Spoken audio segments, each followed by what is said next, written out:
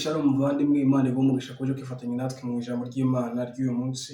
Ndagushima muvandimwe ukomeje gura amavideo yacu, kimwe cyane abantu bakoze subscribe, abantu bakanze hano hasi kugira ngo bajye bakurikira ibiganiro byacu.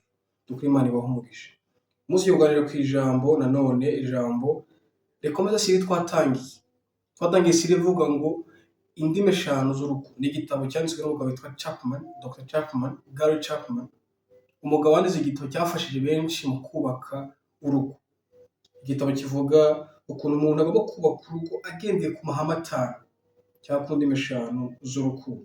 Ubushize twaganiriye ku kintu bita kugwa mu rukundo, twaganiriye aho urukundo rujya nyuma y'urushako, twaganiriye icyo urukundo ari cyo. Ni amavideo ari hano muvandimwe kuri iyi channel, idukane kuri amavideo yari imbere yo kuza kureba iyi video y'uyu munsi. Ijambo ryanditse mu gitabo cy'imigani, imigani 18:21, haranditse ngo ururimi ni rwo rwica kandi ni rwo rukiza, abarukunda bazatungwa n'icyo ruzana. Sura muvandimwe ngo ururimi ni rwo rwica kandi ni rwo rukiza, abarukunda bazatungwa n'icyo ruzana. Tugende mu gitabo cya Yakobo 3, Yakobo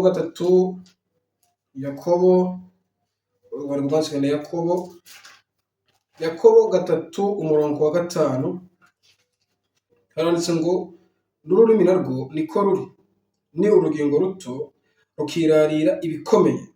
Murebe namwe ishyamba naho ari rinini rite, uburyo ritwikwa n'agashashi gato cyane.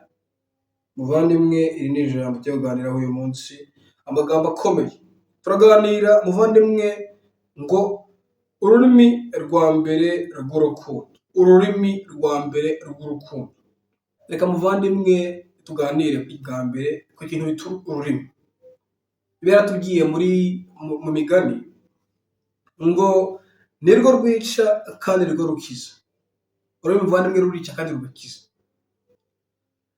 Indimi eshatu tugiye kuganiraho muvandimwe ni indimi zagufasha mu kubaka urugo rwawe. Ni indimi zagufasha mu kugira ngo ugire urugo rukomeye kandi rwubakiye ku mahame akomeye. Muvandimwe, hari igihe watekereje nsanga yuko hari igihe twigisha urugo twarwigisha mu buryo butari bwo. Hari igihe wateganya se uyu musore arambwira iki?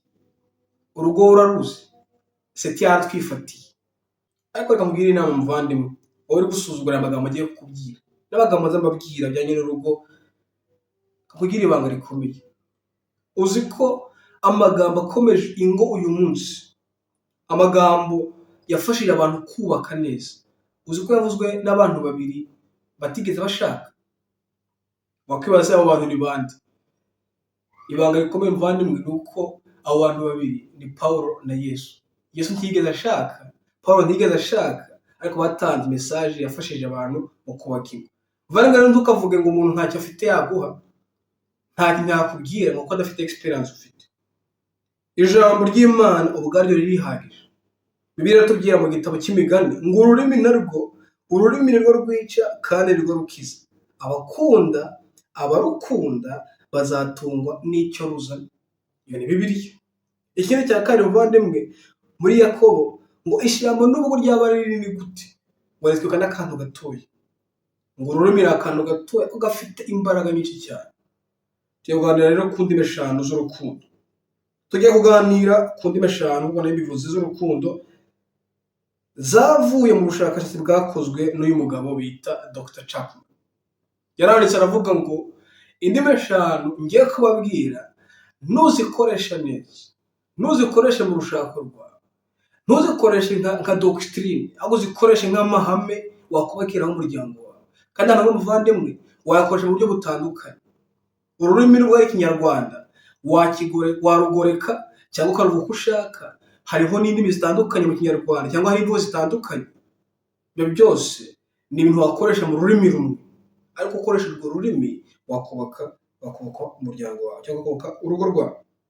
Niwumva aya magambo ukayashyira mu bikorwa, umubano ufitanye n'uwo mukundana, ndavuga umugore wawe, ndavuga umugabo wawe, ngo umubano ntabwo uzongera kuba uko wari umeze, umubano uzaba mwiza.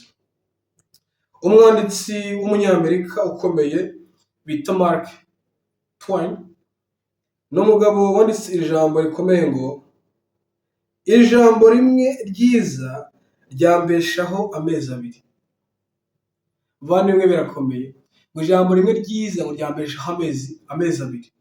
Kuva kuri uyu mugabo mu mwaka akeneye amagambo 3 yonyine gusa, amagambo 3 yonyine gusa meza ngo yamubeshaho umwaka wose. Bisobanuye ko muvandimwe kuri we ijambo ryiza rifite icyo rivuze. Ijambo ryiza rifite icyo rivuze.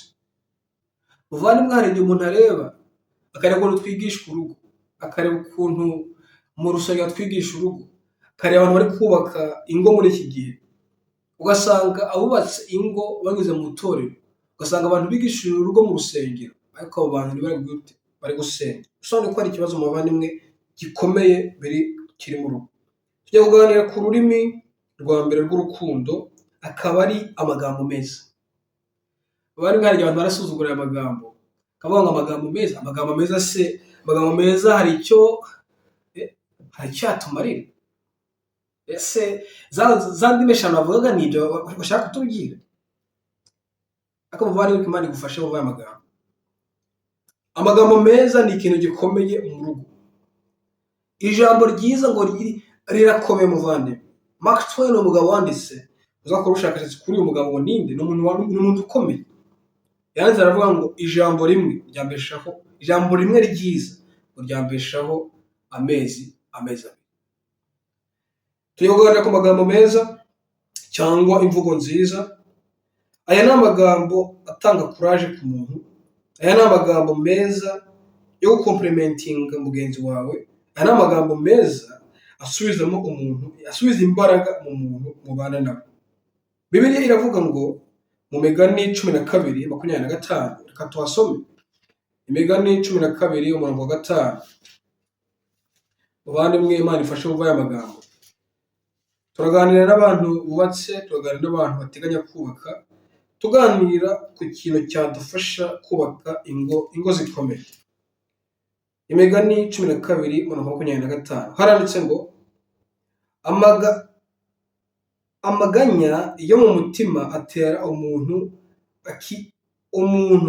akiyumvira, ariko ijambo ryiza risusurutsa uwo mutima. Soberamo muvandimwe, amaganya yo mu mutima atera umuntu akiyumvira, ngo ariko ijambo ryiza risusurutsa uwo mutima. Muvandimwe ngubwire yuko kubwira neza umuntu mubana nawe, kubwira neza umuntu mwashakanye, kubwira neza uwo mugenzi wawe mubana buri gihe, ibintu by'ingenzi. Umunsi umwe maze gusoma iki gitabo, ndavuga ko igitabo cyanditswe na Dr. Chapman, naratekereje nsanga yuko twakoze erreur ikomeye mu bintu bijyanye no kwigisha ibijyanye n'urugo, cyane cyane mu bintu dukora mu itorero. Twigishije abantu yuko urugo ari urw'Imana. Nibyo muvandimwe, ni ijana kwicara turi kumwe, urugo ni urw'Imana. Initiative yo gushyiraho urugo yaturutse ku Mana. Imana niyo yashyizeho urugo. Icya kabiri muvandimwe, twigishije yuko urufatiro ari Yesu Kristo. Ibyo ari ni ijana ku ijana, ni ukuri. Icya gatatu twigishije yuko ababiri bahinduka umwe. Iyo ni Bibiliya ivuga, kandi ni ukuri. Iyo ababiri bahuye bagiye mu rugo, ababiri bahinduka umwe. Icyo twigishije, ibyo byose ni ukuri kw'Imana, byose ni ukuri kwa Bibiliya. Ariko ntitwigishije abantu yuko urugo ari siyanse ishingiye kuri psychology, ishingiye ku mitekerereze y'abantu. Imana ifashe muve kino kintu. Urugo rushingiye ku mitekerereze y'abantu, urugo rushingiye kuri culture, urugo rushingiye ku bintu biriho abantu bagenderamo buri munsi. Urugo muvandimwe rushingiye kuri Bibiliya, rukomoka muri Bibiliya. Abantu babiri barahura bakaba umwe, nibyo. Yesu niwe rufatiro, nibyo. Imana niyo yashyizeho uwo mushinga, nibyo. Ariko muvandimwe, urugo ubwarwo rukeneye no kuganira ku mahame turiga uyu munsi kugira ngo tuyagende kugira ngo urugo rugire rukomere. Ngo ntitwigishe abantu yuko urugo ari siyansi ishingiye kuri psychology, ishingiye ku mitekerereze y'abantu. Muvandimwe, umuntu muhura nawe afite uburere, afite aho akuriye, afite aho abantu yahuye nabo, afite abantu bamwinfluence mu buzima bwe, afite filosofi yo mu mitekerereze ye, afite nawe nubu. Bisobanuye ko abantu iyo bahuye bahuza ibyo bintu bibiri kugira ngo bubake urugo. Kubaka urugo muvandimwe bishingiye ku Mana, nibyo, ariko muvandimwe icyampa ngo umuntu wese wenda kurushinga cyangwa warushinze ko yasoma iki gitabo. Iki gitabo muvandimwe ni igitabo cyagufasha. Simvuze Bibiliya, ndavuga kiriya gitabo cy'indimi 5 z'urukundo. Ntubisuzugure muvandimwe uvuge ngo Bibiliya irampagije. Bibiliya ni nziza. Bibiliya nicyo gitabo navuga ngo twashingiraho mu kubaka urugo, nibyo. Ariko ndagusaba muvandimwe kugira ngo usome n'amahame wagendera kugira ngo wubake urugo. Urugo muvandimwe, urugo ruri ku isi. Urugo ruri ku isi kandi kugira ngo tube ku isi dukore ibintu bikwiriye, twubake urugo rukomeye, dukeneye n'amahame mazima. Bibiliya tubwira mu gitabo cya Hoseya igice cya 4 umurongo wa 6, kandi naho tuhasome. Hoseya igice cya 6 umurongo igice cya 4 umurongo wa 6 ni ijambo rikomeye Hoseya yavuze avuga ku bijyanye n'ubwenge. Harya umuntu yavuga ngo se tuwatambikiriye, uravuze ngo tureke Bibiliya? Siko mvuze. Harya umuntu yavuga ngo se turatambikiriye, uravuze ngo tugendere ku mahame y'abantu? Siko mvuze muvandimwe. Ariko umuntu ufite icyazi, umuntu ufite icyo akurusha, umutega amatwi. Turi mu isi, dukeneye abantu badufasha, dukeneye abantu batugira inama, dukeneye abantu badufasha mu kubaka. Benshi ikibabaje muvandimwe nuko birangira n'abo bantu babagiyemo ariko bakajyaho byararenze inkombe, maze yararenze inkombe, byararengeye aho umuntu yabigarurira, bakagerayo abantu umutwe byararangiye. Umuntu atangiye kurwara umutwe udakira, umuntu atangiye kurwara amadepression, umuntu atangiye kurwara akajya kwa muganga bakamuha ibinini bikanga, kandi yarakeneye kugenda bagendera ku mahame aho tuganira uyu munsi. Hoseya igice ni icya 4 umurongo wa 6 haranditse ngo ubwoko bwanjye burimbuwe buzize kutagira ubwenge. Nsubiremo, ubwoko bwanjye burimbuwe buzize kutagira ubwenge. Ubwo uretse ubwenge nanjye nzakureka we kumbera umutambyi. Nsubiremo muvandimwe, ubwoko bwanjye burimbuwe buzize kutagira ubwenge. Ntusuzugure abagabo turi kubwira muvandimwe. Ijambo ry'Imana ritubwira yuko dukeneye ubwenge.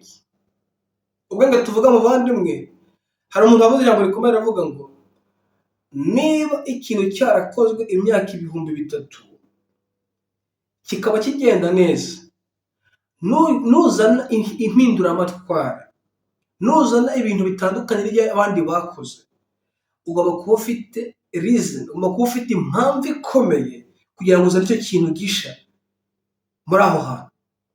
Bisobanura mu Kinyarwanda cyumvikana. Niba ugiye mu rugo muvandimwe, ukaba ugiye kubaka urugo, hakaba ari amahame abantu bagendeho imyaka 1000.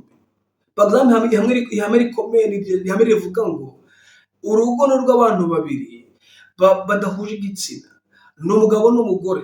Nta mugabo n'umugabo babana mu rugo, ni umugore n'umugabo. Ukazana ibindi bintu bitandukanye, ugomba kuba ufite impamvu ikomeye ituma ikiganiro ukiza.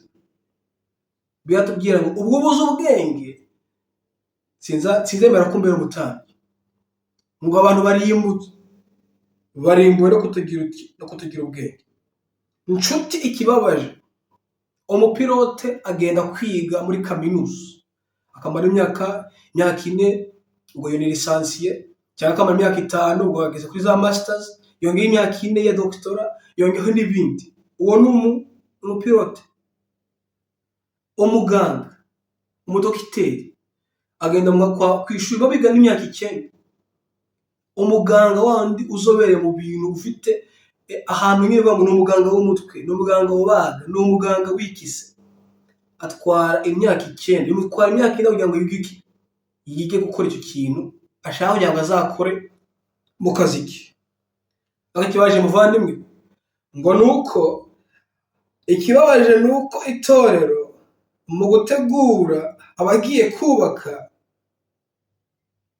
benda kubaka, batababwira yuko kubaka urugo ntabwo ari ikintu umuntu ahubukira, ahubwo ni ikintu umuntu ashaka ubwenge, akiga, agashishoza kugira ngo yubake urugo rwiza. Bibiliya yuzuye amagambo menshi, Bibiliya yuzuyemo amagambo yadufasha, Bibiliya yuzuyemo ubwenge buhambaye.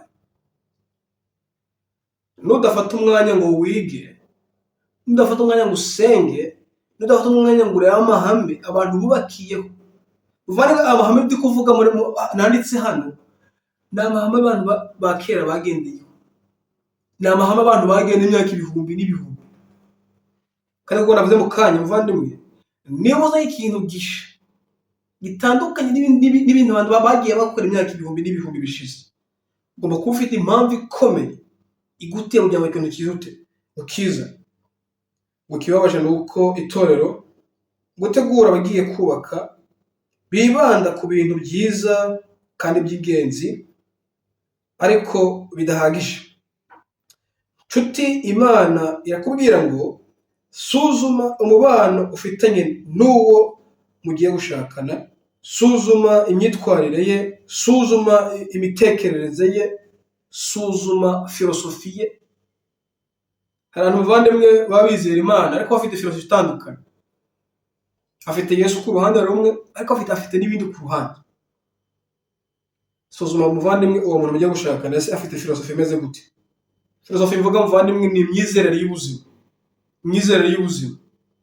Iyo myizerere y'ubuzima turi kuvuga mu kwisuzuma. Kansubira muvandimwe ngo ikibabaje nuko umupilote afata imyaka myinshi kugira ngo yige ubupilote, gutwara abantu kugira ngo atazakora impanuka yica abantu.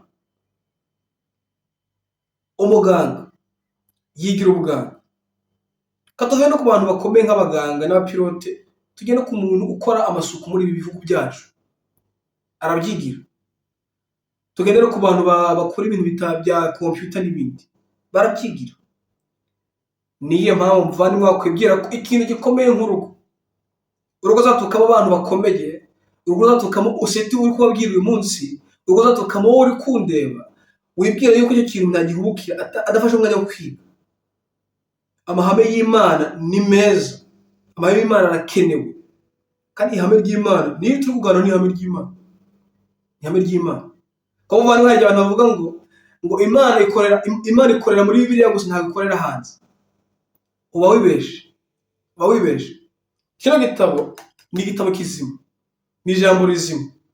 Uwo mugabo ndi kubabwira bita Gary Chapman, mu magambo yagiye yandika, yagiye ashyiramo imirongo ya Bibiliya, akavuga ngo koresha rino hame, akavuga ngo rino hame agashyira muri ijambo ry'Imana bihwanye n'iryo hame.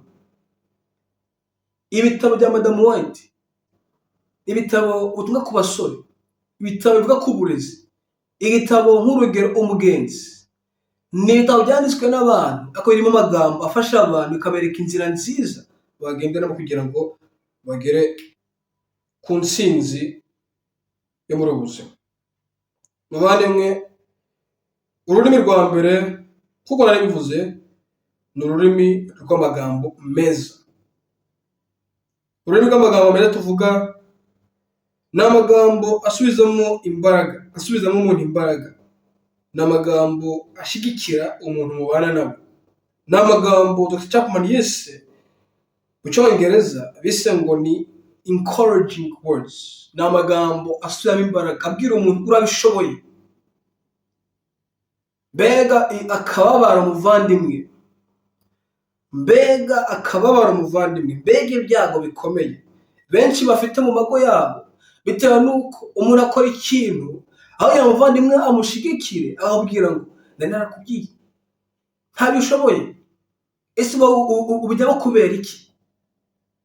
Birabaje muvandimwe kuba abantu babana ariko bakabana umwe abwira undi amagambo mabi, abwira amagambo mabi, amubwira amagambo amusubiza inyuma, amubwira amagambo amukubita hasi. Ijambo ry'Imana ryatubwiye ngo ururimi rurica, ijambo ririca. Bibiliya iratubwira ngo ijambo ngo ni inkota, ni inkota. Iyi nkota wayikoresha mu kurwanirira abantu, ariko iyi nkota wayikoresha no kwica abantu. Ijambo ni ikintu gikomeye uvuga tugomba kwirinda ukuntu turikoresha.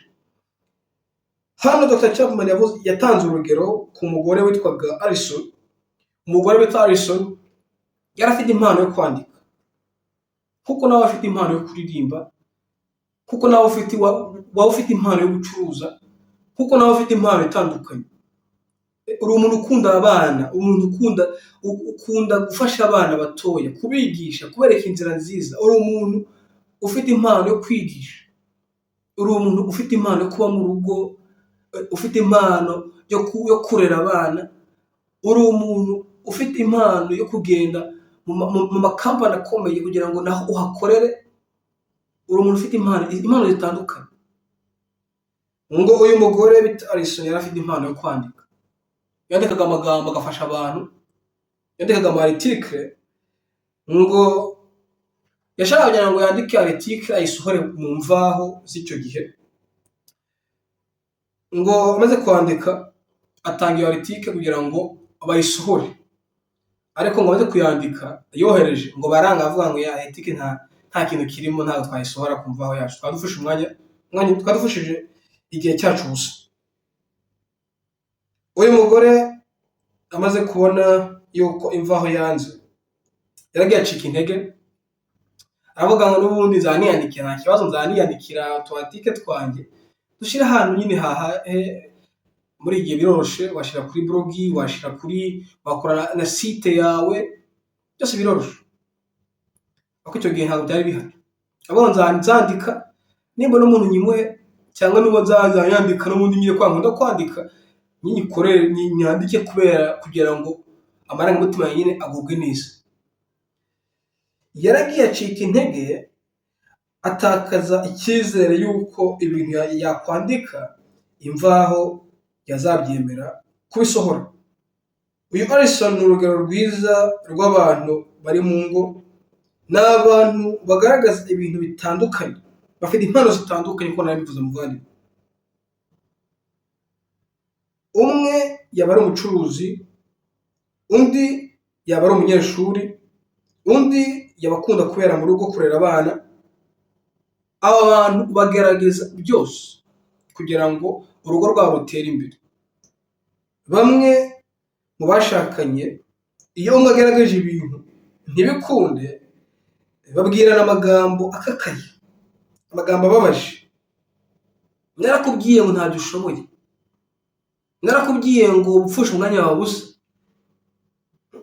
ariko nawe niyo mpamvu ukora ibi bintu. Babwirana amagambo ababaza agatuma umuntu wari ufite umwete n'urukundo ku kintu runaka abireka. Muvandimwe, hari abakobwa mbere yuko bashaka yari afite icyifuzo, inzozi, ashaka ngo azagere ku kintu runaka patikura, avuga ngo nshaka kuzagera kuri iki kintu. Ariko yamara gushaka akagenda agasubira inyuma akavuga ngo okay, nta kibazo, ngewe nzibera hamwe n'umugabo wanjye tuzakora, nta kibazo, ariko akabishyira ku ruhande akabireka. Yari afite impano yo kuririmba, yari afite impano yo kwigisha abantu, akavuga ngo ngeze mu rugo kambarika ibintu byose akabireka. Ariko biriya muvandimwe kitubwira ngo koresha italanto yawe Imana yaguhaye. Benshi Imana yabahaye impano yo kwigisha, benshi Imana yabahaye impano yo kuvuga ubutumwa, benshi Imana yabahaye gushira amanga, kugenda hanze nta muntu batinya, bafite imbaraga, bagenda bakabwira abantu ubutumwa bari hanze, ariko byararangiye. Benshi Imana yabahaye impano yo kuririmba, barabaririmbyi, ariko bageze mu rugo baravuga ngo ngeze mu rugo reka mbiparike. Bigaragara ko bavandimwe, bitewe no kugera mu rugo, bitewe no kubaka urugo, benshi ikintu Imana yari yabahaye, benshi ikintu cyatumye babakunda, benshi ikintu cyabahaye igikundiro mu maso y'abantu, bageze mu rugo bagira ute? Barakireka. Wari ufite impano Imana yagushizemo, wari ufite impano Imana yaguhaye yo kubwiriza, Imana yaguhaye yo kwigisha, yo kuririmba, wakundaga ikintu ariko ugeze mu rugo uragiparika ngo kubera wageze mu rugo. Vandimwe, ndakubwira ngo koresha impano Imana yaguhaye muri iki gihe. Twavuze ngo benshi bafashe initiative, bavuze ngo ngiye gukora umurimo w'Imana, ngiye gukora kino kintu, katuve mu by'Imana, ngiye gukora kino kintu, bakavuga ngo nzangure ibintu bigurisha, nkora ubucuruzi. Umugabo we cyangwa umugore we ubwira ngo ibi ntabwo uzabishobora, asa ufite umwana, kabwira ngo ibi narakubwiye ntabyo ushoboye, upfusha umwanya wawe, upfusha, kandi nari mbizi yuko utazabishobora, narize ko bitazagenda neza. Mubwirana amagambo akomeye, amagambo akakaye. Wa muntu wari ufite ikintu mu mutima we kagenda kakizinuka. Muvandimwe nkunda, ijambo ririca, ryica impano mu muntu, impano igashira, ryica impano mu muntu, umuntu akayibagirwa. Abana bari gukura, ijambo rimwe ryatuma umwana atakaza icyizere cy'ubuzima. Ijambo rimwe wabwira umwana wawe uri umugabo ryatuma umwana atinya abagabo ubuzima bwose, ryatuma agira trauma, ryatuma ari umuntu uvuga ngo sinshaka kwegera n'umugabo kuko uwo muntu yantera ikibazo nk'uko bababwiye bwa bundi. Twirinde ijambo ryakwica. Muvandimwe nkunda, ijambo ni inkota yica. Ibuka ko n'abarozi nabo nta kindi bakoresha atari amagambo yo gutongera. Imana imfashe ino jambo muryumve. N'abarozi nabo baroga nta kindi bakoresha. Simvuze bari abantu bagenda bagafata amafu cyangwa ibiki bagashyira mu mazi, bagashyira mu biki n'ibiki. N'abarozi nabo nta kindi bakoresha keretse ijambo. Aragenda agatongera ku kintu, agenda akavuga amagambo yo kwica, yarangiza umuntu bindi kamufata. Ijambo ribi n'uburozi bwica bucece. Ijambo ribi ni ijambo ryica bucece. Vani Imana ifashe kugira ngo mva aya magambo. Ijambo ribi ngo ni uburozi bwica bucece. Mureke Imana idufashe twigire kuri Alison, kuko Alison icyiza Imana yagize nuko yari afite umugabo bita Keith, ni umugabo mwiza, ngo uwo mugabo yaramushyigikiye, ngo aramubwira ngo ntutakaze icyizere, ibintu urabishoboye, ibintu ni ibintu ukunda kwandika.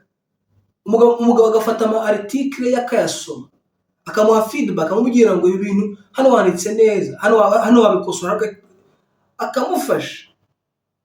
Bavanye ikibabaje nuko babandi babigira abandi ngo ntabyo ushoboye, nta namufasha kugira ngo igidute bagishyire mu bikorwa.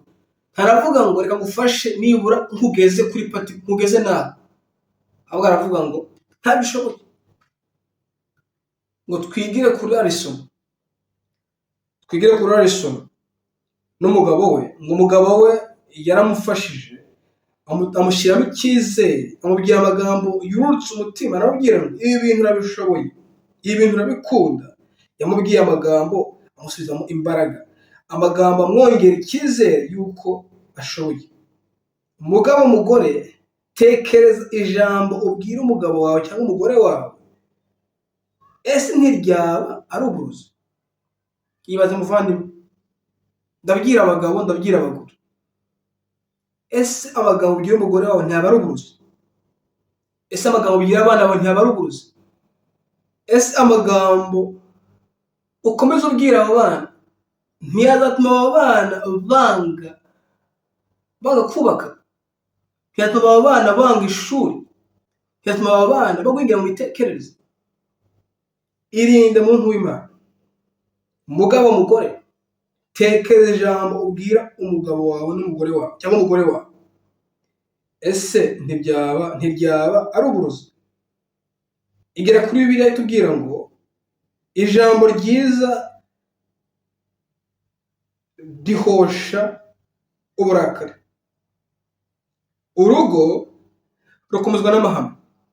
Ihame rya mbere, Imana ifashe mu gihugu abavandimwe, ihame rya mbere, wabyanga wabikunda, ihame rya mbere ni uko urugo umusingi ni Yesu. Ariko icya kabiri, uwo musingi Yesu nutongeraho amagambo meza, nutongera gushigikira mugenzi wawe, nutongera kubwira abana bawe neza, nutongera gushigikira umugore wawe, niyo ndi kuvuga muvandimwe, urugo rwabubakiye kuri Yesu, urwo rugo uzagira ute? Ruzasenyuka. Bibiliya tubwira mu gitabo cya Matayo igice cya 7 ngo hari amazu abiri, imwe yubatse ku rutare, indi yubatse ku musenyi. Urutare rwavuga ngo ni Kristo, nibyo ni Kristo, ariko urwo rutare ni ibintu, ni amahame akomeye, ni amahame ashikamye, ni amahame akomeye abantu bubakiraho kugira ngo urugo rwabo rute rukomeye. Ihame rya mbere, wabyanga wabikunda, ni ukuvuga amagambo meza ubwira umugore wawe cyangwa ubwira umugabo wawe. Umugabo mugore, ongere wisuzume, ese amagambo ubwira umugabo wawe cyangwa umugore wawe ntiyaba ari uburozi? Urugo rwubakiye ku mahame. Ihame rya mbere ni amagambo meza. Amagambo meza tuvuga ni amagambo asubiramo icyizere, ni amagambo ashyigikira, ni amagambo meza. Muvandimwe, isuzuma kugira ngo ijambo ushyire mu bikorwa. Kuko navuze ntangira, ubu hari abantu bari kuvuga ngo se turatubwira iki? Umusore aratubwira mu byo kubaka urugo.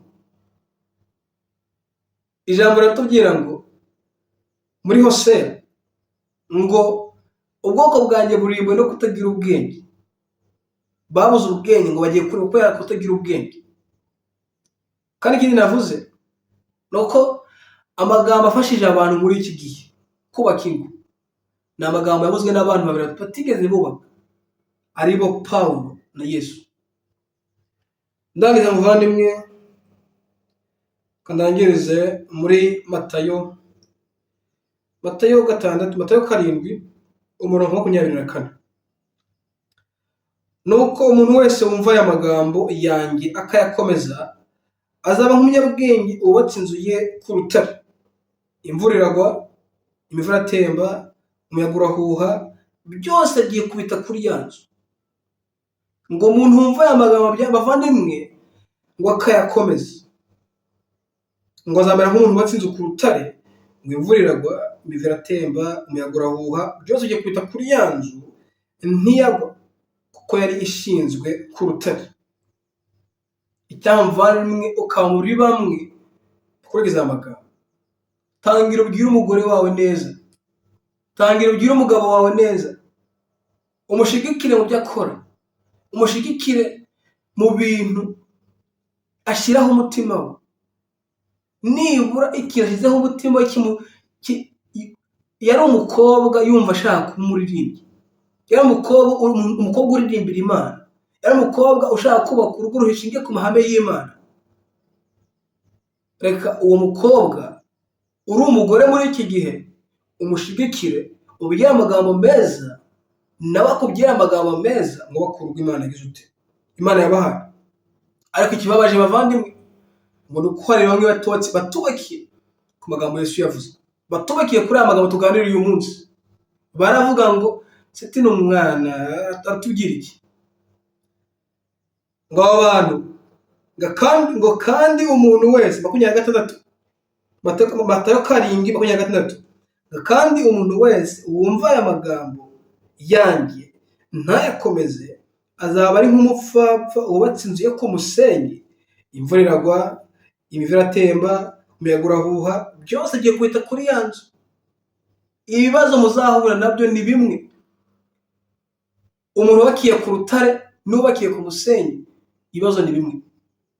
Ariko ngo ijambo ratubwira ngo byose agiye kubita kuri ya nzu iragwa, kandi ngo kwayo kwagize uti kwabaye kunini. Bavandimwe banifashe kugira ngo amagambo yumve. Reka dusengere imiryango kandi dusengere abantu kugira ngo ubwo bubaka amago, ubwo bubaka inzu, ubwo bubaka ingo, abantu bakire ku mahame y'Imana. Ihame ry'Imana rya mbere uko twakira kuri Kristo. Ariko muvandimwe, nutongera biri hamwe, utabwira umugabo w'amagambo meza, utabwira umugore w'amagambo meza, imyaka 2, imyaka 3, imyaka 4, 5, 10, 20 uzaba wakiye ku musenyi. Reka dusenge.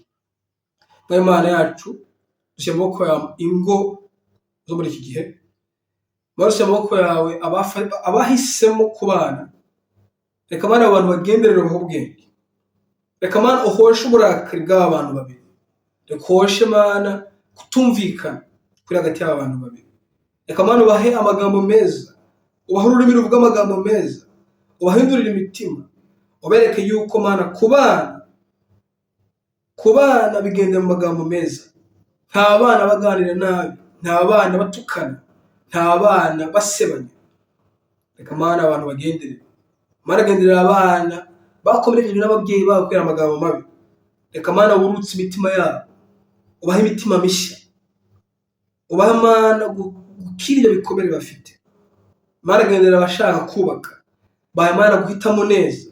Reka Mana bahe ikiruta ibindi. Reka Mana ubahe kubakira ku mahame yawe, ubakire ku mahame, ubakire kuri wowe Kristo. Reka Mana ubakire ku mahame yo kubwirana neza. Reka Mana uduhe umugisha wawe, kubiza kubana natwe mu izina rya Yesu. Amen.